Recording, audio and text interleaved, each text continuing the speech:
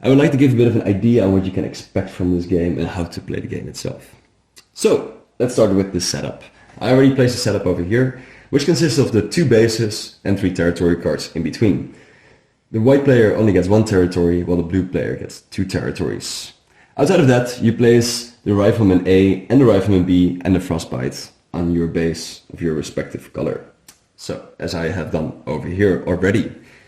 The next thing that you do is to create your order deck.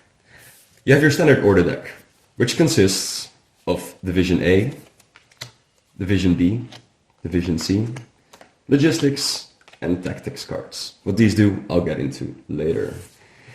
And you create your order deck on the side.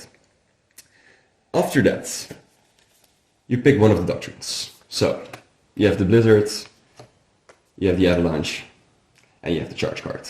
So, for example, in this case, I picked the Blizzard because it matches my playstyle that I would like to achieve. Then, you grab the standard units for your reinforcement deck, which consists of the Piercer, the Rifleman A, and the Rifleman C. You grab them, you put them on the side, and you pick one of these 6 cards, which consist of the Frostfire, the Infiltrator, the Aurora, the Borealis, the Frostburst, and the Juggernauts. So in this case, I'll just take the top row. I'll take the Juggernaut, the Frostburst, and the Borealis. The other ones I remove from the game. This is then my reinforcement deck. Your reinforcement deck is secret, same as your order deck. So the goal is that your opponent does not know which cards you actually have in your reinforcement deck and which doctrine you have picked for your order deck, which can heavily depend on your playstyle and what you would like to achieve. So let's get into how the game works, and then I'll get into how the cards exactly play. So every round consists of 2 turns. The first turn, you program 3 cards. So, for example, in this turn, I will program, let me check. I will program these cards. My opponent does exactly the same thing. I already have placed for my opponent the cards itself.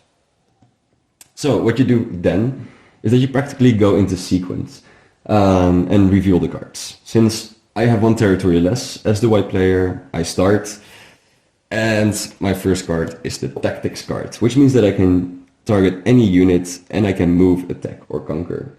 I'll get into these things, what they exactly mean, a bit later on. So I will move one of my riflemen 1 up, and then my opponent plays their first card, which is the Division C card. So with the Division C card, you can use any of your units of your Division C, which currently is the Frostbite. So in this situation, as the opponent, I will move the Frostbite 1 further. Then I use another Division A card. I move my Rifleman 1 up. My opponent has planned Tactics. So the most logical decision right now for my opponent is to attack my Rifleman. Attacking is, maybe I should get a little bit further into detail about this. So whenever you attack, every unit has a certain attack value. For example, the Frostbite has an attack value of 5+, which means that you roll the dice, and if it's a 5 or a 6 in this situation, my unit is destroyed. So currently it threw a 4. It missed, so my unit is not destroyed. Outside of that, one thing you have to take into consideration is that there is practically a rock, paper, scissors combination. Whereas Rifleman gets increased the dice roll by 1 whenever it's attacking range units. Range units increase the dice by 1 whenever it's attacking armored units, and armored units get an increased dice roll of 1 when they're attacking infantry units. This is rather important since it highly increases your chances of destroying an opposing enemy. At least the attack failed, so we're going to continue with the last cards, which in this situation is the Logistics cards. With the Logistics cards, I can conquer. What is conquer? Conquer practically means that you take currently an unopposed territory. This means that there are no opposing units on the territory itself, which is currently the case on this territory. So my Rifleman will conquer this territory. Outside of that, my opponent plays a Doctrine card, the Avalanche card, which means that one of my units will move one row backwards towards their base. Most logical one would be for this Rifleman to move it one backwards. This is the first turn. Then you have the following 3 cards that you still have in your hand that you can play. So you also program them according to your liking in which order you would like to play them. I would play them, for example, like this. And then me, as the initial player, starts again with the same sequence. So, to get over it, I play the division cards. I notice I don't have a lot of different units. I would like to reinforce my units a bit. So, to purchase or to reinforce, I put this one on the side. My opponent is placing logistics. It's going to move one of the riflemen forward, but the thing is that one of the my apologies. The ability of the rifleman is that you can move all riflemen on the same row together with the unit that you're going to move. So for example, with this one, it could move all the way forward with the both riflemen. This is starting to scare me a bit since it seems like I'm being quite attacked and might be able to take quite a bit of territories. But I have good faith that everything will be fine. Of course, I can also calculate which cards my opponent still has. So that's also one thing to take into consideration, since you see which cards have been played so far. I just do not know in which order they exactly are in. So, then I place the Division B card. Since they're getting closer, I have the feeling I need to reinforce a bit more my unit. I'm going to place the B card on the side to reinforce. So, then my opponent plays the Division B card. They are moving their riflemen one further again. This is getting a bit more tense, but luckily my last one is the Blizzard card, the Doctrine card that I have used, which means that the next card of my opponent will not be played, which is the Division A card, which else they could have taken the territory back, but since the Blizzard card has been played, it will not be played, and I put it on the side. So, to reinforce as one of the actions, you have over here, I currently ask these two to be reinforced. Division B and Division C. They have reinforced at the bottom, which for example the Tactics card does not have. Currently I'm looking at the values that I have. So with Division B, I have only my Rifleman B, which has a value of 1. My Division C card, on the other hand, has a value of 2, the Frostbite. Which means that in total, because of Division B, I get 1 point. For Division C, I get 2 points. In total, I have 3 points to reinforce, which, looking at my units, the one that makes the most sense currently would be the Juggernaut, which is 3 points and is part of Division B. So, I place the Juggernaut on the side, at my base, and then the next round will start. You get your cards back, and you plan the following 3 cards while the other player starts their round this turn. So, for example, in this round, I am rather afraid that my territory will be taken. So it's rather of importance that I would get it back as fast as possible, but my opponent starts. So what would be the most logical pick? What I'm going to do is I'm first going to program the Blizzard cards, and then I think I am going to move my Juggernaut forward twice so it can defend the territory cards. So I use for that the Blizzard first, because I think they will try to conquer it. Then I use the Division B card, and then I will use the Tactics card. The difference between the Tactics and Logistics cards is that although they can target any unit, so it doesn't matter the division, they have less options. So the Tactics cards can only move, attack, and conquer, so it cannot be used for reinforcements. The Logistics cards can move, conquer, and reinforce, which means that you cannot attack with the Logistics card.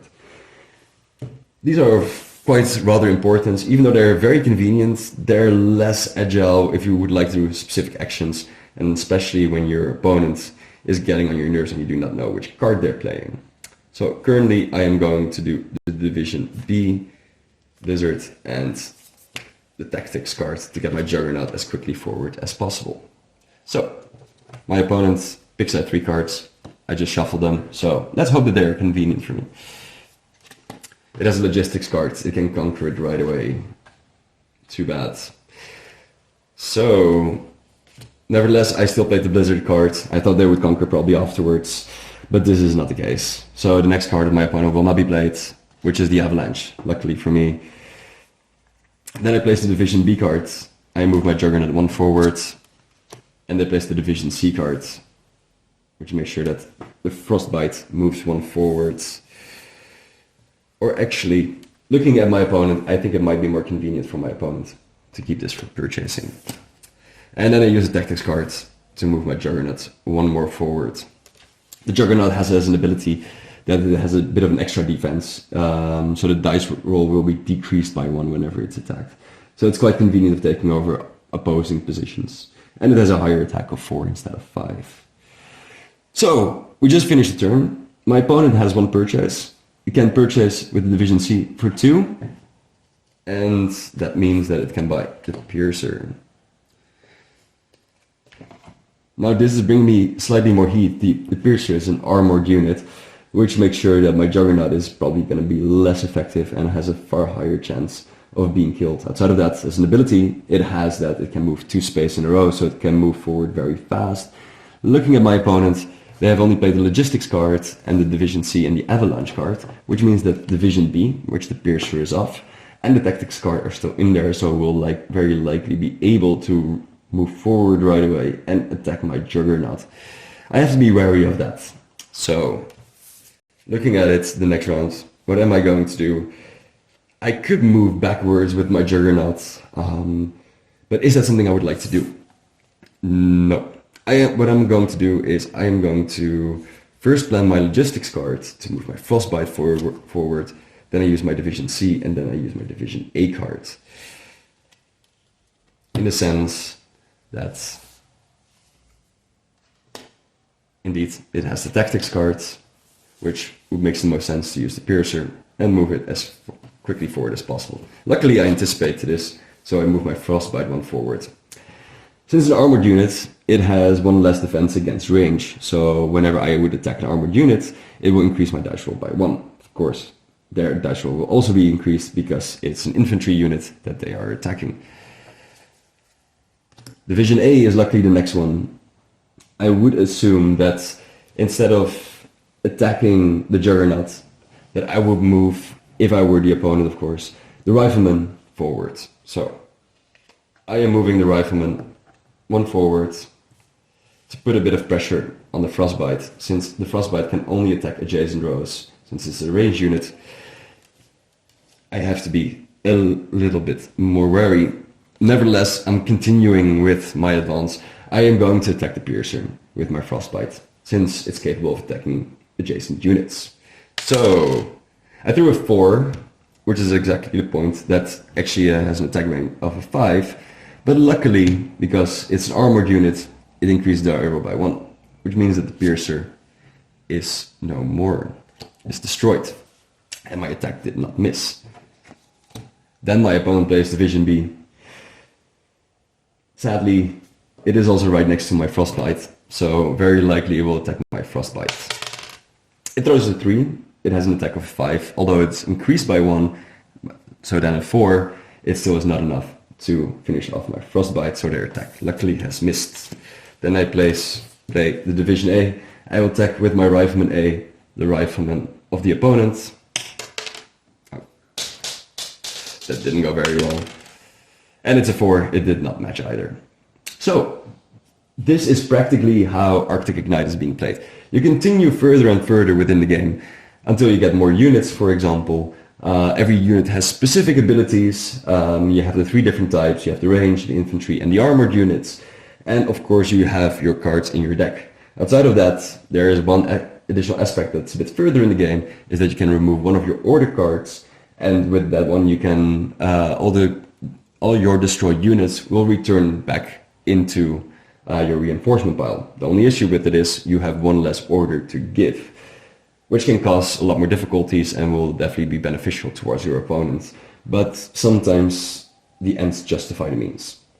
I hope you enjoyed it, and I hope it was very clear enough. If you have any questions, feel free to write on the Kickstarter page or on the Board Game Geek page, and I will get back to you as soon as possible. Thank you for for your time and looking at this, and I hope you will enjoy it as much as I did. Thank you.